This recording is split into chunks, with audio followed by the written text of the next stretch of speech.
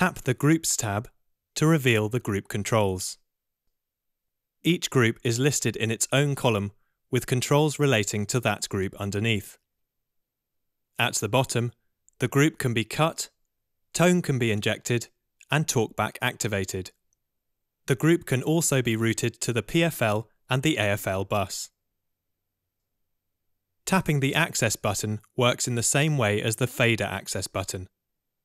Path processing functions are accessed, including EQ, dynamics, and delay.